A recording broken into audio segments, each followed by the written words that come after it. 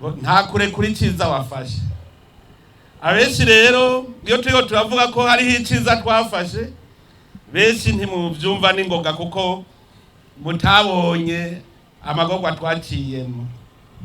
Aho usanga mu kwaruka ruri ngaha batazi yuko ngaha nahabaye. Hari ivyo mwari muzi? Twarabaye mu magume, tuja ku rugamba guharanira demokrasi, duharanira amahoro, ahizi ntara zose twazizungurukamwo ahari wacu, ahadashitse ni wacu. Kuko ngaha abo tunganye imyaka canke bandusha imyaka barazi ko bangaburiye. Twari dusangiye akabisi n'agahiye. Hariho iciza rero twarose. Ubwa mbere kuronka amahoro mu gihugu. Ngo nturekure iciza wafashe. Aya mahoro ntimugire ngo yamyuka muri iki gihugu cacu. Muri iki gihugu cacu nimwabaza nta myaka 10 yigera ihera tutagiye mu magume. None ubu ni murabe imyaka tumaze turi mu mahoro mu mutekano. Hariho abakunda kwanjanjwa rero iyo barose ibyiza. Yari umugabo yagiye mu misa, hanyuma patiri atangura gusigura mu isengero, ariko arasigura yuko atakurekura iciza wafashe.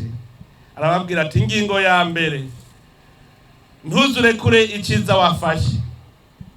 Patiri arasigura ivyiza byose abantu bafise, arasubira ati ingingo ya kabiri, ntuze wishinge uteka umutwe cyane ngo uhave uzunguza umutwe ngoko wohava usara.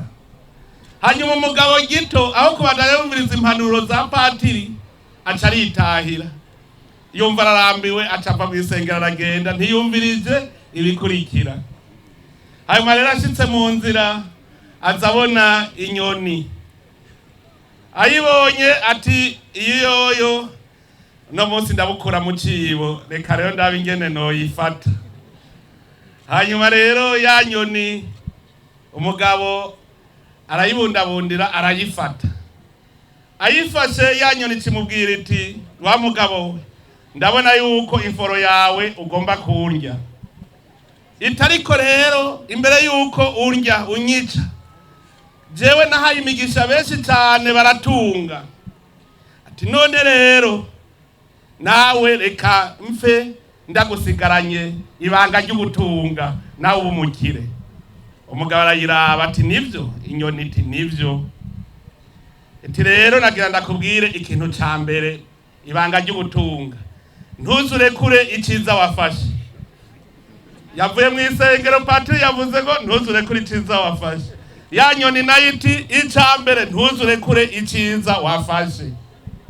Hanyuma umugabo ategwe ico nacumvise. Ati rero ati ntuzu uteke umutwe cyane ngo uhave uzunguza umutwe ko wohava usara. Ati no ca kabiri uracumvise? Atego ndacumvise. Ati ca gatatu rero coco kirakomeye, nico rero gicaye guhitunga. Ati bantu ndekureje kuri irya shami hajya hejuru, hanyuma mpeze ndakikubwire neza. Wa mugabo acarekura ya nyoni indogari yakwejuru kwishami. Ice mubwire iti wa mugabo we ntubona kuri kijuju, ngurazi ko muri inda yanje hari inzahabu, ngwigara n'uwo mutwe wawe. Ati reka kubesha, ati wewe ngaho hosha kuba hari mwinzahabu muri wewe. Inyoni atego, ati garuka ndabe none ndabe iyo nzahabu. We sinakubwiye yuko kizira kurekura iciza wafashe. Hanyuma wa mugabo atagura kuzunguza umutwe, goya ngo kirazira kuzunguza umutwe ko wohava usara. Inyoni cirigurukira. Murumva rero imisi yose akantu warose keza banza ukagumya ko kantu keza. Aha mu gihugu cacu ni twarose amahoro, icambere muyagumye. Ayo mahoro muyagumye nk'inzahabu mufise. Radio television